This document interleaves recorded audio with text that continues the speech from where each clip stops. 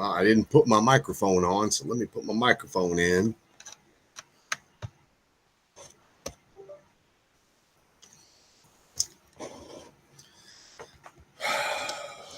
Nikes, man. I'm so unprepared tonight. It ain't even funny. It's not even funny.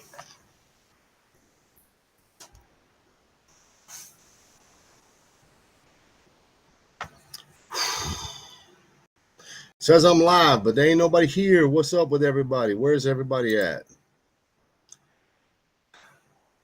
What's up, Mr. Price? What's up, Miss Marsha Fitzpatrick? Good to see you. If you are watching on the Facebook page for American Drag Seats, or you're watching on the YouTube channel for American the Grind Biker Build Off, you won't be able to see all the comments, but know that we're here. If you're watching on the Grind page itself, please leave a comment where you're watching from. What's up, Mr. Baird? What's up, Mr. Timothy Skates? Shy South is in the house. Ross Style Cups in the house. Mr. Jeremy Goheen, Mr. Uncle Bruno. What's happening, playa? Anyway, let me go ahead. What the hell is that? Oh, I didn't see that. So anyway, let me go ahead and give some praise to my sponsors of this show. First up is our good friends over at Hopkins Design. Hopkins Design, Mr. Earl Hopkins does websites, branding, convention type materials that you may need. He builds logos. He does video footage. He does everything you could possibly need for your company. Go to hopkinsdesign.com and give him a like. Check him out on Facebook. He's on LinkedIn. All you got to do is look at Hopkins Design. Anything you can need, hook up with Earl. He'll take care of you. Next up, our good friends over at Urban Rides Magazine. What can you say about Urban Rides Magazine? Killer magazine, great guys, all the best rides out there, everything you could possibly need, and the magazines are amazing. Plus the internet, their website is killer. You got to go check them out at urbanridesmagazine.com or Urban Rides Magazine on Facebook and get you a subscription, man. It's pretty badass. And let them know Kevin with the Grind sent you. Next up, our good friends at J&D Custom Polishing Plating. You need chrome plating, period, point blank, the end. This is the company to go to. J&D Custom Polishing and Plating. They do, like I said, chrome plating, polishing, copper, nickel, chrome, silver, 24 karat gold. They take care of the pop metal dents, the trim dents. They do all that stuff. Hook up with them on Facebook at J&D Custom Polishing and Plating and let them know that Kevin with the Grind sent you. Next up, our good friends over at Stellar Customs, stellarcustoms.com. And now they actually do Stellar Customs t-shirts. So there's one website, two services. Check them out. You can get custom t-shirts, or you can get their well-known badass true carbon fiber windshields. You got to get them. They are badass. We've already been installing them on some of our builds. Check them out at stellarcustoms.com and let them know Kevin with the Grind sent you. Next up, good friends over at Indiana and Illinois Thunder Roads Magazine. Another great little magazine, man. They're free. You just drop by any of the shops in Indiana or Illinois, get you a copy of it. Look for the Grind article, advertisement in there. Great magazine. Go stop by any of your local shops in Indiana and Illinois. Get you one, and you won't regret it. Next up is American Drag Seats, americandragseats.com. If you have a Harley, you need a custom seat, you come see us. We have everything you could possibly need. Solo seats, 2-up seats, custom 2-up seats. We have 3 or 4 different designs. We have the touring, we have the fastbacks, the square backs, we have the solo seats. We have everything comes with driver's backrest if you request it, airbag systems in them. You got a Harley, you need a seat. Hit up American Drag Seats, americandragseats.com, or American Drag Seats /Attitude Inc. on Facebook, or American Drag Seats on Instagram. Hit us up. We have what you need. Next up, cha-ching. Look at my t-shirt, people. hellspeedshop.com. Great t-shirts, badass, high-quality t-shirts. I love them. I wear them. Plus, they have the most badass flannel shirts you can get. all kinds of stuff, man. Collector's items. Just check them out at hellspeedshop.com. Look for the Grind logo, save you a little change, and let them know Kevin with the Grind sent you. Last up, but not least, Legacy Bike Works. Legacy Bike Works in Manville, Texas. Full builds, additions, customizations, fiberglass work, metal work, stereo systems, 2-speaker, 4-speaker, and up, competition grade, or just parking lot pimping. We can do it all. Air ride systems. We can do center stands, bolt-on necks, 30-inch wheels. We can do the weld-on necks too. Also, full custom builds, or just, hey, I need to pimp it out a little at a time. We can do it. Legacy Bike Works on Facebook. Legacy Bike Works in Manville, Texas. Just hit us up. So what's happening, everybody? Here we are, another Thursday night on the grind. Got my advertisers taken care of. We got a lot of people in the house tonight. It's great. It's great to have everybody watching on another Thursday night. I know there's so much more stuff you guys could do. Everybody say hello to Bo Thompson. Vertical Customs is in the house. I will be interviewing this cat soon. Bo Thompson, I'm going to put that on the screen. Vertical Customs on Instagram. I think they have a Facebook page also, but if they don't, just go over to Bo Thompson's page. Uncle Bruno will put that in the comments in just a minute. This guy designs and builds custom air ride systems. So now we have another outlet to get custom air ride systems. But anyway, above, beyond all of this, that, and the other, thank you guys for watching. William Cole's in the house. Justin Baldwin's in the house. Kevin Baird's in the house. Miss Janice Juban's in the house. Chris Perdue's in the house. Worthless Company can't even get the shirts we ordered for almost a year ago. The carbon fiber windshields he sells didn't fit worth his shit. Looks like Stellar Customs has a hater, but you can't say he's a hater. But I will say this, Chris Perdue, because he is an advertiser on my show, if you will message me, just message Uncle Bruno. Will put my personal page on here. Kevin Sockwell, just message me, man. We will get this worked out for you. Or I'll do what I can to help you. But anyway, so tonight's show is almost the exact polar opposite of a lot of the last couple of shows we've been doing. Hey, dude, hope you're all doing well. Looky here, Jenna. Got that nice shirt on, man. I need another red one. I need a gray one. I need a blue one. Man, I need some more t-shirts is all I'm saying. Anyway, tonight's topic, for those of you that don't know, I'm a Christian. I've been going to church a long time, but I've started going on Thursday nights. And right now what we're doing is a movie series with the sermon. Now, let me see if I can translate this into practical for you guys. Over the last couple of weeks, I need a white one. Yeah. Over the last couple of weeks, it's been a lot at church about believing in yourself when no one else does. And I find that to be pretty inspirational to me personally, because let's face it, in this world, man, no matter how good you do at what you do, you're always going to have people that doubt you. You're always going to have people that say you don't know what you're doing. You're going to have good days. You're going to have bad days. You're going to have days where you just question everything you have done. And I'll tell you, the number one thing of the most successful people out there, no matter what they do, from rock and roll stars to custom bike builders to, just everybody. He said, what did he say? I guess it's a hard no. So we're talking choppers. So it's not a hard no, because it's funny you say that, Dan, because you guys are fixing to be a topic on here. Anyway, let me get back to my point.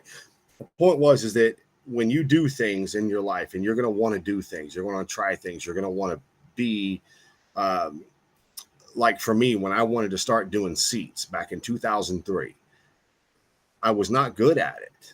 And my prices reflected that. Back when I first started doing seats, I did them for $100 a seat. That won't even buy materials nowadays. But my point is that had I listened to people, had I really invested in them and not myself, I would have never gotten to the level that I'm at. And I'm not perfect. I'm still not perfect today, but I feel like I have it under control. I believed in myself. I believe in what I'm doing, and I let the people that don't like me, I let them not like me. I'm okay with that. I'm not here to please everybody. Um, just like when you venture into getting into something new, everything I do personally is an evolution of necessity. Um, the reason I say it's an evolution of necessity is because when I first started doing seats, I had some pretty cool ideas, but I didn't know how to execute them. I didn't know how to weld back in 2003. I didn't know how to fabricate back in 2003. And here we are exactly 20 years later. And just for the people that don't know, the day after Thanksgiving will be my exact 20-year anniversary date that I bought my first sewing machine and pretty much taught myself how to sew. I say pretty much because the guy that I contracted to come tune the machine up came 4 or 5 days in a row because I kept screwing the machine up, and he actually taught me, here's how you wind it, here's how you put the materials together, here's how you sew a straight line. So I have to give that guy credit because he helped me get the basic piece down. But my point behind all this is, if I would have listened to the people that I call haters, or the people that judged me, or the people that said, you suck at this, if I would have just listened to them and gave up, I wouldn't be sitting right where I'm sitting today. I wouldn't know all of you people.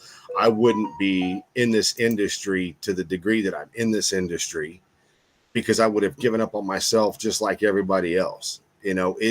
I'm almost under the mind thought, or the thought process now, that you have to have people that don't believe in you to push you to that next level, to push you, because you always feel like you have something you have to prove. I've gotten into arguments with people before about building bikes, building seats, doing this, doing that, because they always tell me, man, you're doing it for the wrong reasons.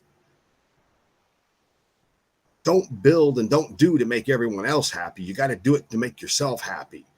Well, I could agree with that to a degree, but the reality is there's not a single person watching this show right now that does not need confirmation.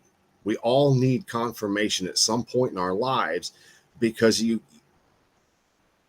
if you're doing something and no one ever says, man, that looks really good, or hey, you're doing a really good job, no matter how hard you pat yourself on the back, it's never going to be enough. You can't do it by yourself.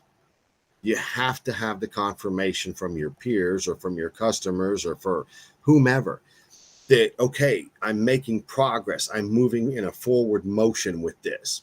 What's up, Robert? So my point is that there are people out there that when I talk to them, I try to be careful what I say and how I say it to them, because you need to be able to take constructive criticism with what you're doing, but you also need to understand that there are people out there that are going to tell you, you suck, you're no good, give it up. One of my favorite posts to read are builders, and I'll just say builders, whether they're building stereos, or they're building bikes, or they're building choppers, or they're building whatever. I love it when these guys do these little short live videos and say, look at this clusterfuck. Look how horrible this is.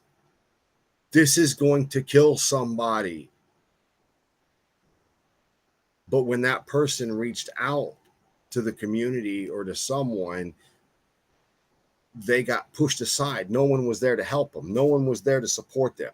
And I throw in the word, you're going to kill somebody, because I have seen some of the biggest builders, not saying any names because I'm polite, not because I'm afraid to say them or call them out, but because I'm polite. I've seen some of the biggest name builders across the country do the weld on necks, and they're not straight. they're not straight. Now, I can't say that they welded the necks on, and I can't say that they didn't pay someone to weld the necks on. But there was still an issue. The issue was it wasn't done correctly. Now, you could get mad at them and say, well, have you done better? Did you learn from it? How did you take care of the customer?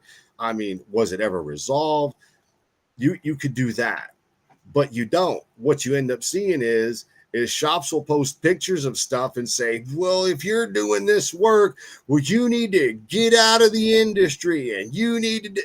And I keep thinking to myself, the people that are making those posts and putting people down are probably the same people that had to be taught every stinking thing they do.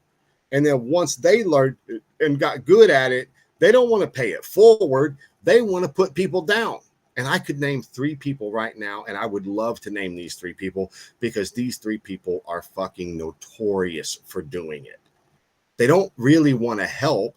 They just want to put everybody down that's not them. And that's sad to me. That's really sad to me, because if you were taught at some point in time how to do something and you got good at it and you mastered it, which I won't say mastered. If you got good at it, you got efficient with it, don't you owe it to the next guy coming up that you can help? Don't you owe it to him to pass that knowledge on so that they can do it? Because nobody learns everything from sitting in their garage. They don't. Somebody showed you something along the way that inspired you. And it's somewhere along the way you did something and showed somebody and they were like, dude, that's really cool that you did that. Don't you owe it to pay that forward to somebody? You know, I get shit even though I'm honest. I'm very open with people. I still get shit for making phone calls and I get picked on. You know, I had one guy tell me, and this was back in 2000, the beginning of 2014. I had someone that I thought was a friend of mine. And now, mind you, this was in 2014 while I was building my blue bagger. I had someone tell me to my face, I'm not going to give you the answer to that question. You claim to be a badass bike builder. You should know this. You want me to tell you what the question was? So here's the question. The question was, how much fork oil do I put back into the front end? Because now you've taken the springs out. Now you have air pucks in there and it's an air ride front end. And I didn't know how much fluid to put back in it, even though I knew I took out of the original fork 12 ounces. I didn't know how much to put back into it. And in them having done a couple of the air ride front ends, instead of just telling me and being helpful to the situation, they got shitty and said, well, you're a custom bike builder. You're doing it. You should know that. And I'll tell you what, I've never forgotten it. I will never forget that. And I promised myself, no matter how far I get in building bikes, if I ever build another one, if someone asks me a question, first thing I'm going to do is I'm not going to put them down for asking a question. The second thing I'm not going to do is I'm not going to call them stupid or call them out or tell them, you know, well, you're supposed to be a custom bike builder. You should know that. What I'm going to do is be like, oh man, here's what this is. Here's how you can do that. I'm going to be helpful, you know, and that goes a long ass way. The reason it goes a long ass way is because one day, if that person's lucky, the person that got shitty with them is going to call them and say, hey man, how do you do this? And in my mind, I'm thinking, give it right back to them. Give it back to them just like they gave it to you. Unfortunately, I'm not really that type of guy. So I would be like, yeah, man, here, I can help you out, because that's who I am. That's the way I was raised. It's the way it's how I believe, you know. But it chaps me because there are so many talented guys out there that don't know everything. They don't know how to do everything. And I love it when shops tell you point blank, I'm not a stereo shop. We build custom bikes here. man, if you're building custom bikes, you almost have to do audio work. Now, you can be honest with them and say, hey, look, we're more of a custom bike builder than we are an audio guy. We can install all the equipment, but you're going to have to take it to X, Y, and Z to have them tune it, go over it, whatever you may need. Customers would much rather hear you say that and give that than to have you say, you know, well, we don't do this. We don't. Or just be honest with them. Hey, man, here's the deal. Here's where we're sitting. But I do love it when I hear stereo guys rip the shit out of other shops because other shops aren't doing it, quote, as professional as they would lead you to believe that they're doing it. Now, I've also heard, and I've shown pictures, I've proved it. Devin is great at wiring bikes. Well, we initially were told that, okay, well, he's really good at it. That's clean, man. That's really good looking. Under the seat, under the tour pack lid, under the amps, everything looked beautiful. He goes, yeah, but you're never going to make money doing that. It takes too long to be that clean. Okay, well, if you're telling me it takes too long to be that clean to make money, how are you doing it? Are you one of those shops that just stuffs the shit under the tour pack beauty plate? Is that what you're doing? Because I know shops, if they see underneath that beauty plate, they know you built it, they're going to call you out and say, you're doing shitty work and you should quit. You know what I'm saying? Doesn't it make more sense to be supportive? Doesn't it make more sense to be nice? Doesn't it make more sense to offer assistance if you have the knowledge that someone else needs? I'm just saying, it seems logical to me. What did Scotty say? But when you call the shop that you have had to rewire 5 of their bikes, they don't want help because they go straight defensive, literally being laughed at and got hung up on. Chris, I will agree with you. When you extend offer and help somebody and they decline it, at that point in time, that's fine. You can be done with them. But I do have to ask this question. If you've gotten to rewire 5 bikes from one shop, I'm positive you did not do those for free, right? You made money rewiring those bikes. Now, let me ask you a question. Does it make more sense for you to call that shop out on Facebook live and say, these guys don't know what the fuck they're doing? Or does it make more sense to say, hey, you know, I've tried to have conversations with them. I've tried to help them. They didn't want my help. I'm just going to sit back here now and I'm just going to wait for their customers to come to me so I can make more money off of them. The bad thing is that I've sat here for 4.5 years telling customers, do your research on shops, because there are shops out there that are only doing this shit just so they can get money. And I'm sorry, but you can wire up a motorcycle stereo system with butt connectors and twist knobs that you use for your house lights. You can use all those things. It's going to look like crap and eventually fail, but you can do it. If a shop or if a customer goes to a shop and doesn't do their homework, and when I say homework, I mean, look at what they've done. Look at some work that they've done. See if you can't talk to a customer or two that they've done work for and say, hey, you know, are these guys good? Are they bad? Are they new? Because there's nothing wrong with somebody new that's up and coming and learning. There's nothing wrong with that.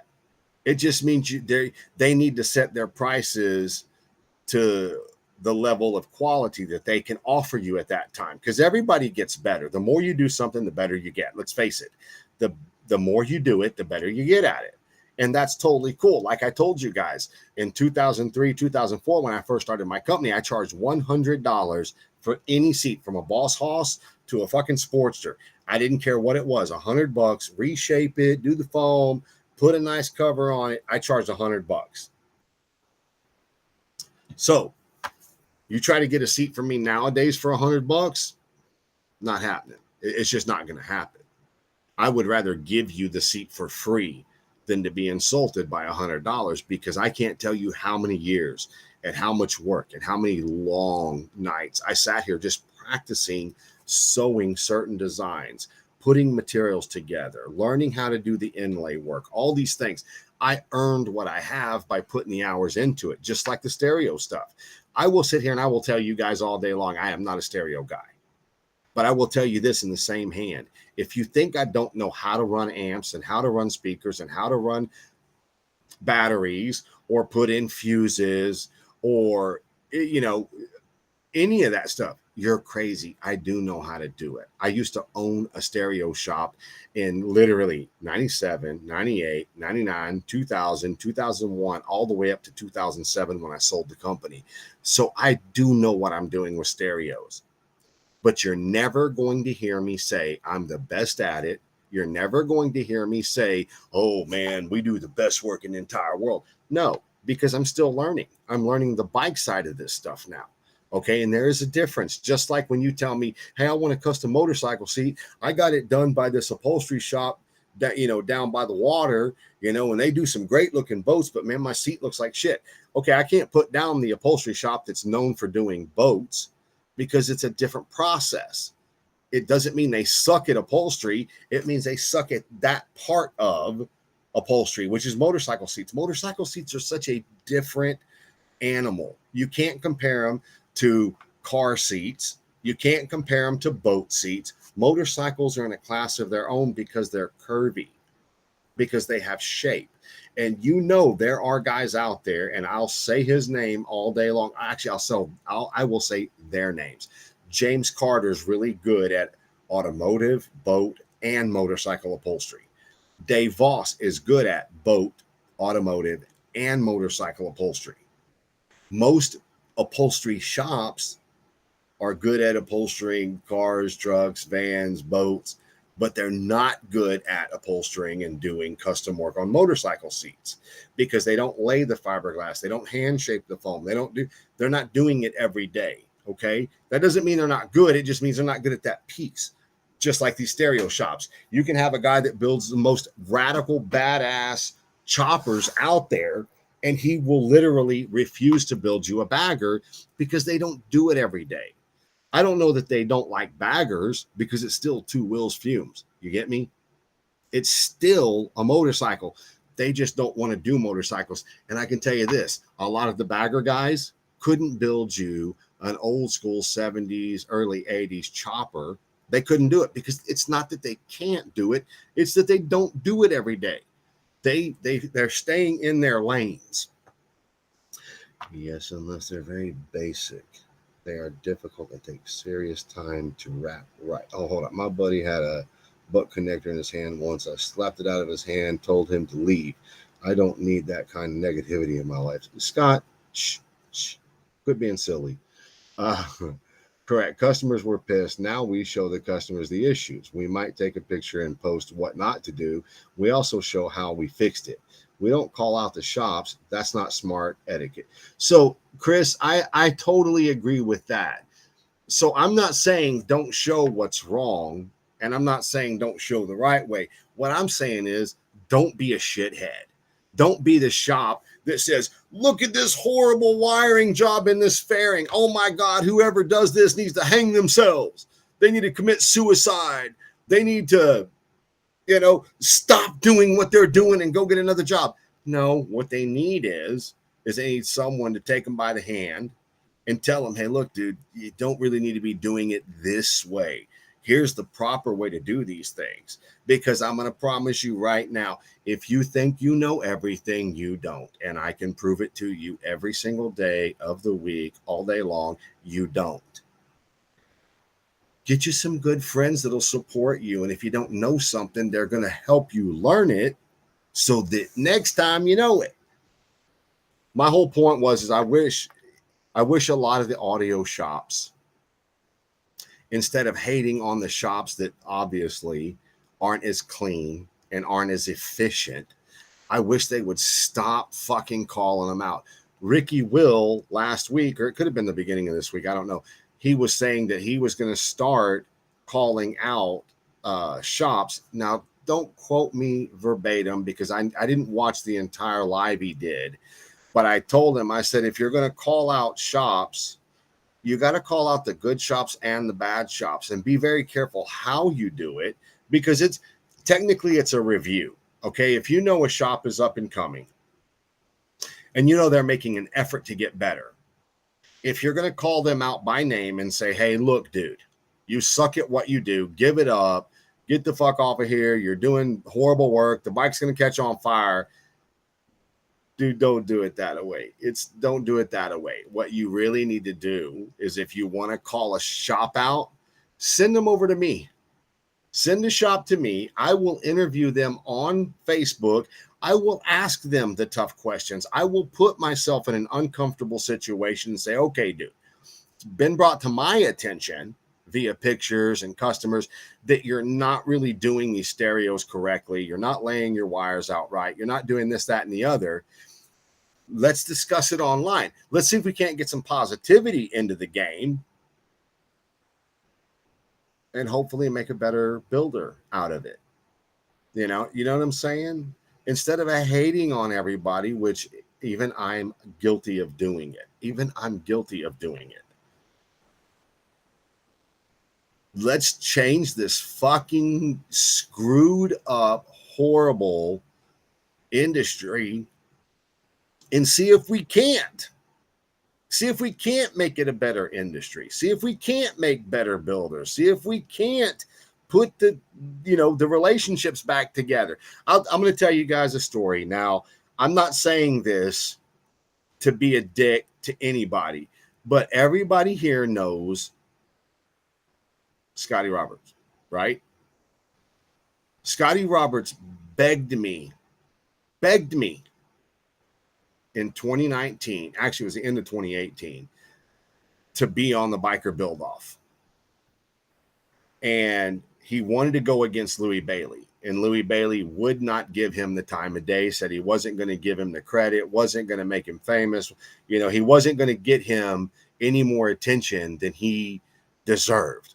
Now, I don't know what the bad blood between those two are, and I don't care what it is. It has nothing to do with me.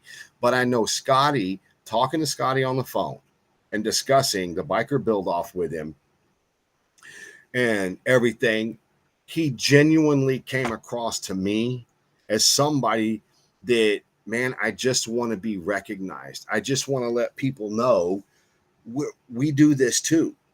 We can be good too. What's up, Mr. Doug?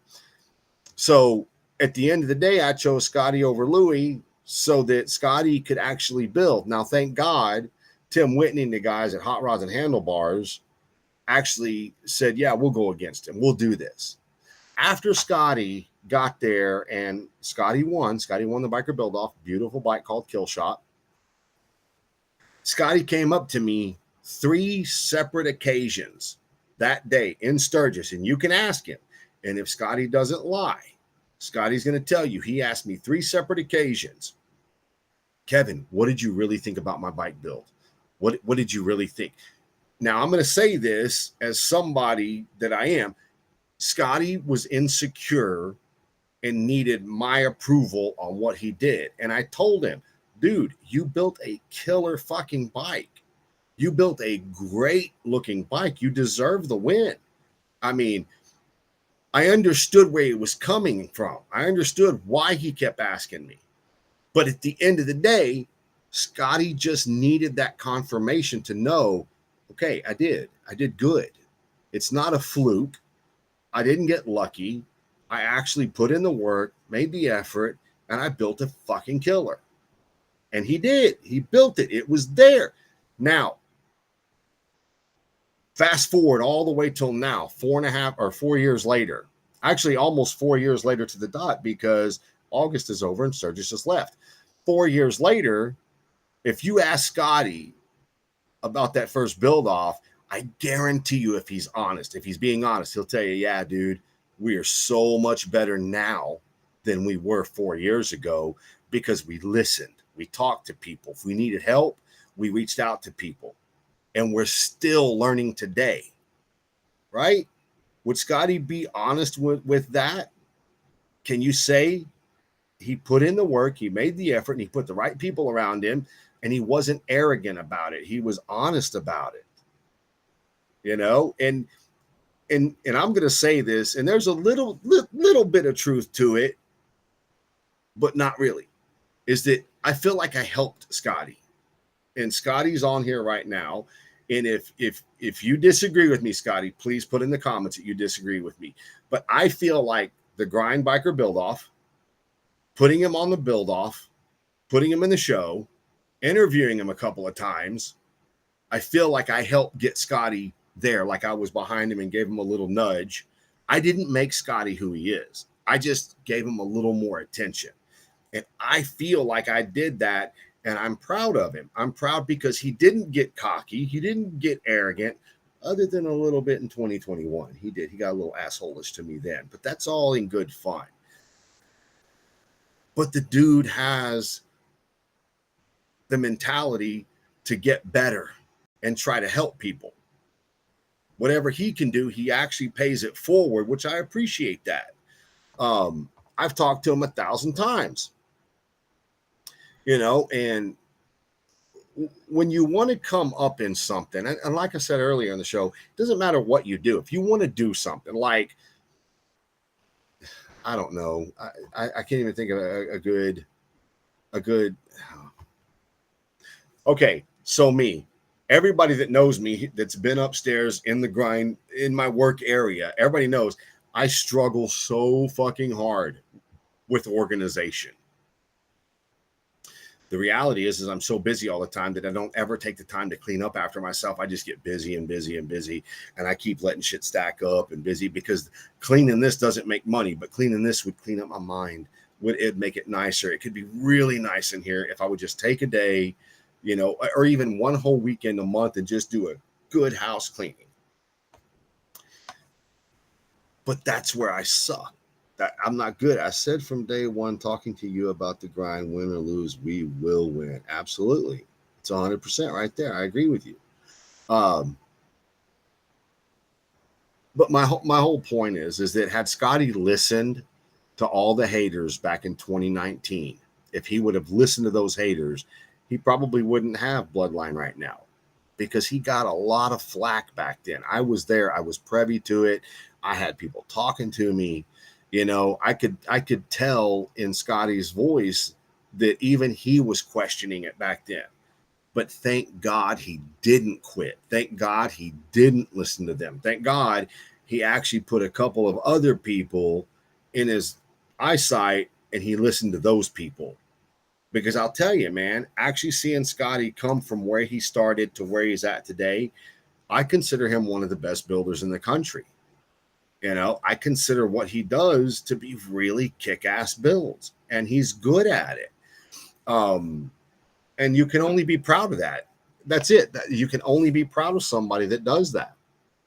Now, off of Scotty, because Scotty's still Scotty, he's doing good. He doesn't need my help for shit.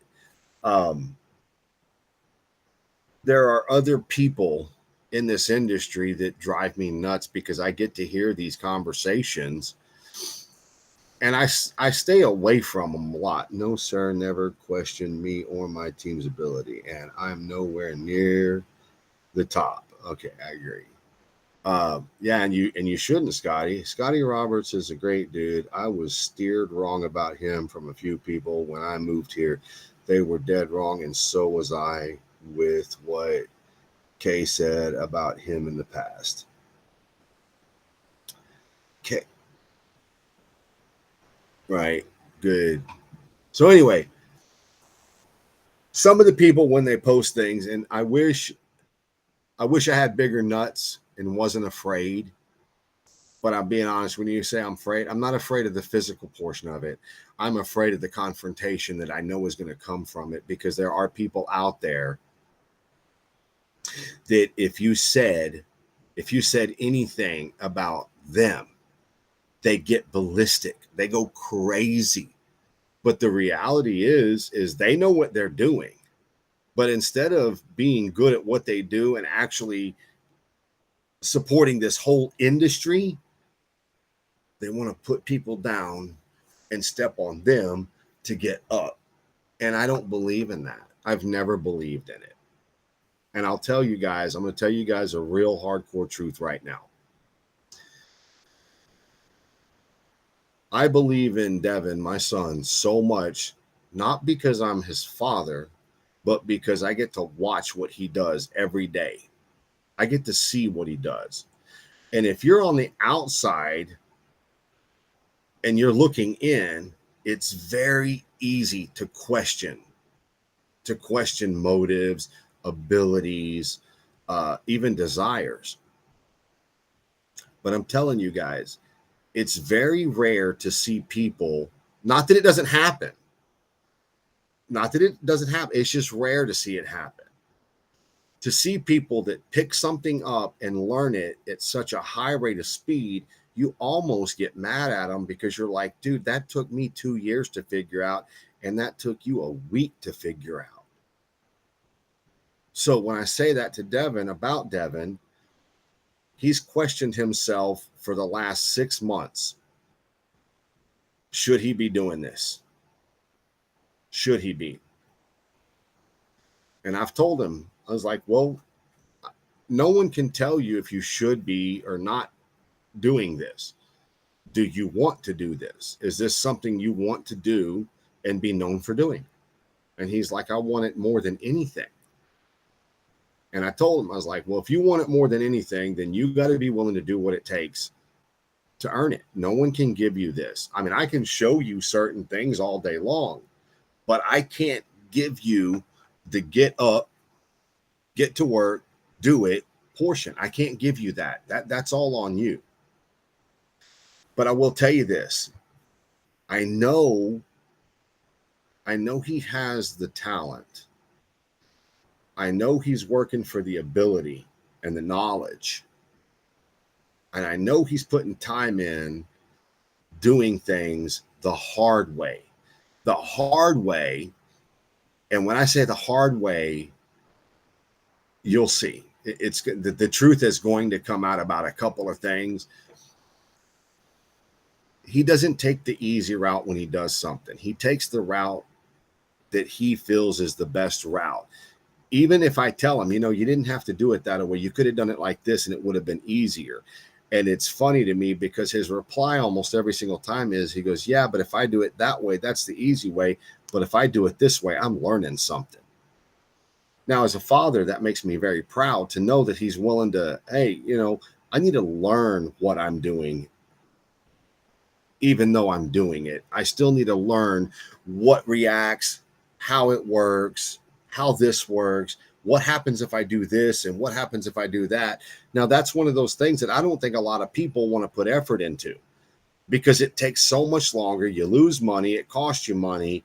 And like a bike we're doing right now, the way that it was done, it shouldn't have been done that way. It could have been done another way, cheaper, probably a little quicker. Well, a lot quicker. But at the end of the day, when this is done, when he puts his hand on it, that customer will have something that 10, 20 years from now, when Devin sees that bike, he's going to have the same level of pride as the day it leaves here as if he sees it 10 or 20 years from now. I have to tip my hat to him with something like that because a lot of people won't put in that unnecessary work to learn what they're doing.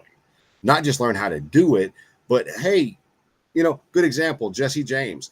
Jesse James doesn't just want to learn how to actually weld. He wants to learn how does that particular metal react? How does it react to heat? How does it react to bending? How does it react to planishing, bead rolling? How does the metal work?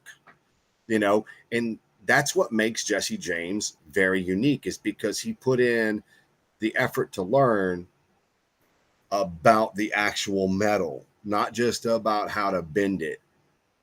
Hey, I know this specific metal reacts like this when you do this. Hey, I know this does that. So that's a lot of stuff that a lot of people don't take the time to do. Unfortunately, it's a dying craft also because that's a metalsmith right there, or what they used to call a blacksmith. So just like with these bikes, I've given a couple of people a hard time, just say, you know what, man, a lot of these current bike builders are just glorified body shops. That's all they are. They're glorified body shops. When the reality of it is, well, maybe they're not just glorified body shops. Some of them are, but not all of them are. What did Scotty Roberts say? Kevin, I told you in 2019, prior to my appearance on The Grind, that the truth will come out. I believe over the past 4 to 5 years, the truth has prevailed. Amen, Scotty. I do remember that. And you know what? The reality is the way I look at it, Scotty, in that situation, man, the good guy does always win. Show a picture of what you just made. So, are you talking to me, Brian? And are you talking about my hubcaps? Is that what you're referring to? Or are you talking about the bags and the fender?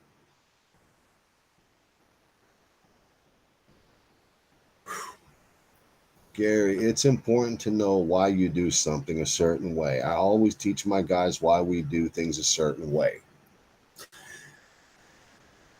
I, how do I, my hat's crooked as shit. He goes, yup. Oh, well, God, okay. So, for you people that don't know, I'm switching gears relatively quick just for a second.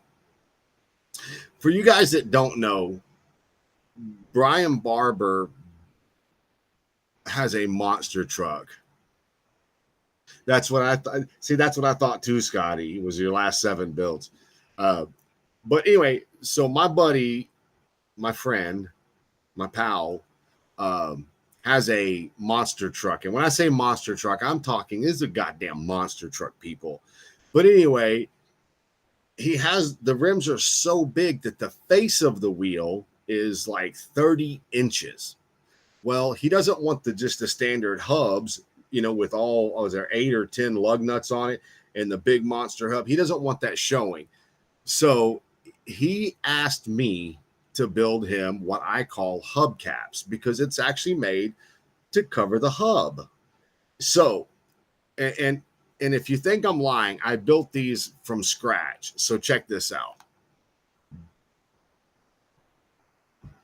And those are 30-inch rings. The star's 3D'd.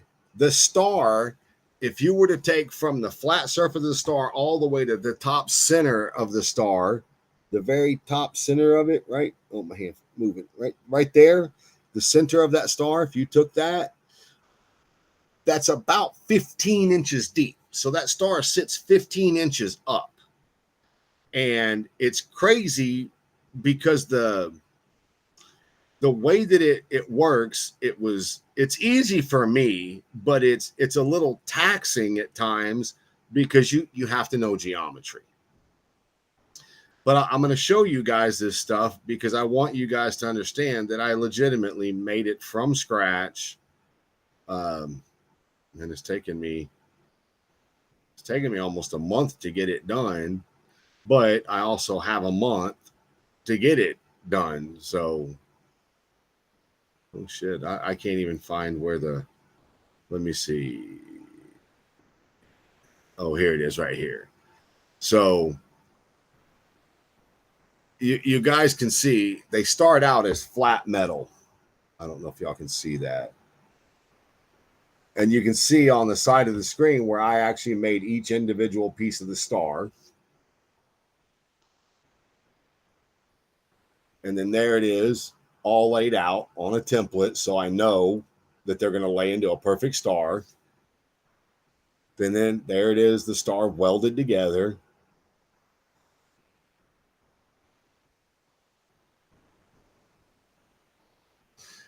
Then there it is laying on one of the rings. Then I go back and cut the rings out.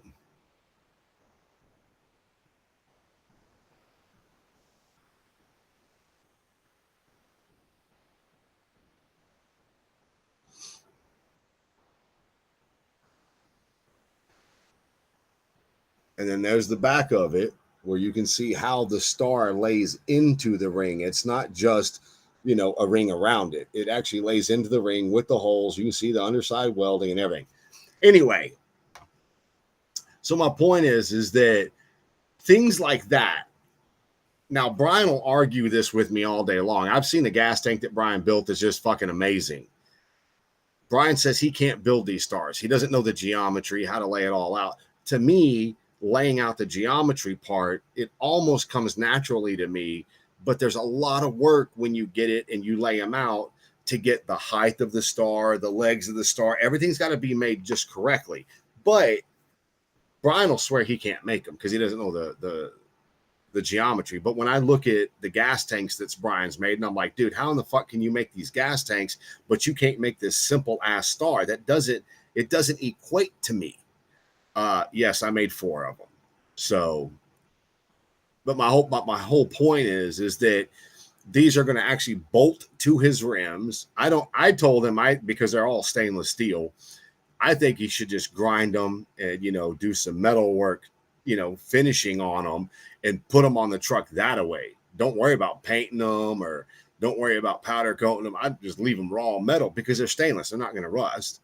And I think they'll look cool. But anyway, when y'all see Brian's monster truck in the next couple of weeks, I think they're going somewhere like to Rednecks and Paychecks with it. And I'm sure he'll have them. They'll be on the truck and he'll take some pictures and post them up. And y'all will get to see the finished product in its natural habitat. But anyway, things like that, it's really cool. It's cool that I get to build stuff like that and I get to do things like that because I enjoy doing metal work, actual making shit just like that you can't just go out and buy that stuff. But they're very expensive to make. They're very time consuming. And once you get the patterns made, like right now, I could make one of those in a quarter of the time it took me to originally make it because I've made a pattern for every piece. So as long as you have a 30-inch rim, I can knock these things out for you pretty quick. Anyway, that's my whole point. But anyway, so I'm going to leave tonight's show and I'm going to say this to you. And I promise you guys, when you wake up tomorrow, just wake up and say, thank you for another day, an opportunity to start another day of my life. And throughout your entire day, when you greet somebody, whether it's at the grocery store, whether it's getting lunch, a parts store, it's a customer, it doesn't matter. The first person you greet of the day, other than your spouse, man, shake their hand and just say hi. Say something nice. I guarantee you your day will be much, much better because you did something positive. It changes your mind frame. It does something to the way your brain thinks. It's being nice actually affects you. It affects your whole day. I've been doing it for the last 2.5 weeks because I heard it at church. And when I heard it, I was like, well, I get up at 5 a.m. I get on the freeways and there ain't nothing but a bunch of assholes on the freeway. Well, guess what? I'm one of those assholes on the freeway just trying to get to work. I'm probably not as nice as I should be, probably cut some people off or I drive too fast. So I'm not saying I'm sin free of it or I'm not guilty of it. All I'm saying is I woke up, and if you're a Christian, that's awesome. I'm a Christian, so I wake up, say thank you to God for another day on this earth, and then I go about my day. And the first person I actually come into contact with, whether it's walking in the gate at work or having to stop and get gas or whatever, I say something nice. And it has literally made my days so much better just by starting my day out with telling someone else something nice. Something not like I stopped the other morning to get gas, and the girl behind the counter, you could tell she was tired. She must have worked the whole night shift. And all I told her was, hey, you look pretty. I hope you have a good day. And I just left. I didn't wait for the reply. I didn't do it for you. I just did something nice. And man, I'll tell you what, I had such a great day because I felt better because I did something nice. Anyway, that's my 2 cents. You're not on the Beltway. No, I'm not on the Beltway. I don't ride the Beltway anymore. I'm not paying anymore to ride the freeways that we've already paid for. I'm not doing it. But anyway, thanks guys for watching. We will see you guys next Thursday night. I do wish all of you a kick-ass weekend, a good holiday weekend. And anyway, take care. We'll see you.